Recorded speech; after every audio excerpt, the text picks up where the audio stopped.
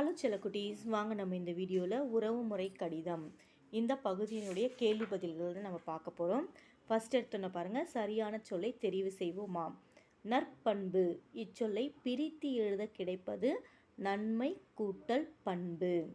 பின்வருவனவற்றுள் எது உள்ளரங்க விளையாட்டு இல்லை அப்படின்னு கேட்குறாங்க.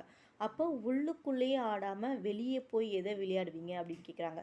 தாயம், ஐந்தாங்கால், பல்லாங்குழி, இது மூணுமே என்ன பண்ணுவோம், நம்ம ஒரு ரூம்லேயே உட்காந்து விளையாடலாம். ஆனால் கபடி விளையாட்டு என்ன பண்ண முடியாது, ஒரு ரூம்குள்ளே ஆட முடியாது. அப்போ வெளியே போய் தான் ஆடணும். அப்போ இதுதான் சரியான விடை. அடுத்து பாருங்கள், பாரம்பரியம் இச்சொல்லுக்குரிய பொருளை தராத சொல். பொருளை தராத அப்படின்னு சொல்கிறாங்க.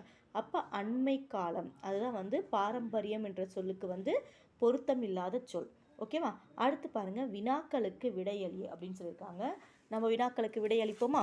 ஃபஸ்ட்டு பாருங்கள், தமிழக பாரம்பரிய விளையாட்டுக்கள் எவை அப்படின்னு கேட்டிருக்காங்க.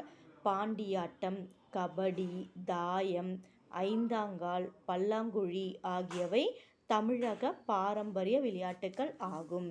அடுத்து பாருங்கள் செல்லக்குட்டீஸ், உள்ளரங்க விளையாட்டுக்களின் பெயர்களை எழுதுக அப்படின்னு கேட்டிருக்காங்க. தாயம், ஐந்தாங்கால், பல்லாங்குழி, இது மூணுமே என்னம்மா பண்ணுவோம், நம்ம உள்ளதாக விளையாடுவோம். அப்போ இந்த மூணு பேரையும் எழுதிட்டு ஆகியவை உள்ளரங்க விளையாட்டுக்கள் ஆகும், இதை நம்ம எழுதிட்டா போதும். அடுத்து பாருங்க, கடிதத்தில் இடம்பெற்றுள்ள பழமொழியின் பொருள் யாது அப்படின்னு கேட்டிருக்காங்க. கரும்பு தின்ன கூலியா அப்படின்னு ஒரு பழமொழி வருது நம்ம புத்தகத்தில். அதாவது கரும்பு சாப்பிடும்பொழுது எப்படி இருக்கும், நல்லா தித்திப்பாக இருக்கும்.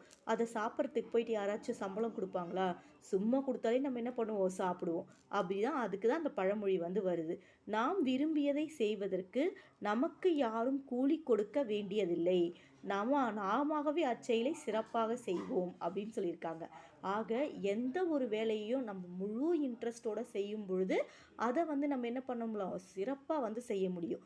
படிக்கிறத கூட அப்படிதான். அம்மா படிக்க சொல்லிட்டாங்களே, நாளைக்கு எக்ஸாம்னு சொல்லிட்டு இன்றைக்கி படிக்கக்கூடாது. ஓகேவா? நீங்கள் ஆர்வத்தோடு அதில் என்ன தான் சொல்லி கொடுத்துருக்காங்க அப்படின்னு சொல்லிட்டு நீங்கள் ஆர்வத்தோடு படிக்கும் பொழுது நீங்கள் அதில் நல்ல அறிவையும் பெற முடியும். நல்ல அறிவை பெற்றுட்டிங்கன்னா நல்ல மதிப்பெண்ணும் தானாகவே வரும். ஓகேவாம்மா? அடுத்து பாருங்கள், மொழியோடு விளையாடு அப்படின்ற ஒரு பகுதி இருக்குது. உங்களுக்கு பிடித்த விளையாட்டுக்களை கட்டத்தில் கண்டறிந்து எழுதுக அப்படின்னு சொல்லியிருக்காங்க. அது என்னது எழுதியிருக்காங்க, காயா பழமா, காயா பழமான்றது ரொம்ப பிடிக்கும் அப்படின்னு சொல்லியிருக்காங்க. அடுத்து பார்த்தீங்கன்னா பம்பரம். பம்பரம் உங்களுக்கு எல்லாருக்கும் பிடிக்கும் தானே, அப்போ நம்ம பம்பரத்தை சர்க்கிள் பண்ணிக்கலாம். அடுத்து அம்மானை, ஆ-இம்-மா-னை, அம்மானை விளையாட்டும் ரொம்ப பிடிக்கும். அடுத்து தாயம், இந்த லாக்டவுனில் ரொம்ப ரொம்ப ஃபேமஸான ஒரு விஷயம் தாயம். அடுத்து ஆடு புலி, சொல்லுங்க பார்க்கலாம், ஆடு புலி. அடுத்து ஐந்தாங்கல், சொல்லுங்க, ஐந்தாங்கல், ஐந்தாங்கல். அதுக்கப்புறம் கிட்டிப்புல்ல அப்படின்னு சொல்லுவாங்க இல்லையா, கிட்டிப்புல், இதுவும் உங்களுக்கு ரொம்ப பிடிக்கும். அடுத்து பல்லாங்குழி, ப-இல்-லா-இங்-கூழி, பல்லாங்குழி. இது எல்லாத்தையும் எடுத்து இங்கே எழுதிடுங்க. ஓகேவா? ஓகே செல்லக்குட்டீஸ், நம்ம அடுத்த வீடியோவில் இந்த பகுதியெல்லாம் நம்ம பார்க்கலாம். ஓகேவா? தேங்க்யூ.